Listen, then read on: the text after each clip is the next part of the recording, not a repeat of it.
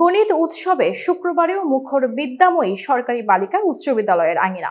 শুক্রবারের সকালে ময়মনসিংহ নগরের বিদ্যাময়ী সরকারি বালিকা উচ্চ বিদ্যালয়ের আঙিনা জুড়ে শিক্ষার্থীদের সরব পদচারণ। সাপ্তাহিক ছুটির দিন শুক্রবার এই ক্যাম্পাসে শিক্ষার্থীদের এমন কোলাহল থাকে না বললেই চলে, কিন্তু আজকের চিত্র ভিন্ন। এই ভিন্নতায় পাওয়া গেল উৎসবের আমেজ। ডাচ বাংলা ব্যাংক প্রথম আলো আঞ্চলিক গণিত উৎসব উপলক্ষে সমবেত হয়েছেন অন্তত 1400 শিক্ষার্থী।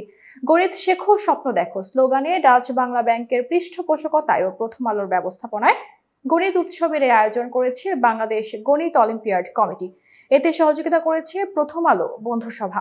অনলাইনে প্রাথমিক বাছাই পর্বে নির্বাচিত শিক্ষার্থীরা উৎসবে যোগ দেয়। ময়মনসিংহ অঞ্চলের এই গণিত উৎসবে অংশ নিয়েছে ময়মনসিংহ, শেরপুর, জামালপুর, নেত্রকোনা, কিশোরগঞ্জ ও টাঙ্গাইল জেলার শিক্ষার্থীরা।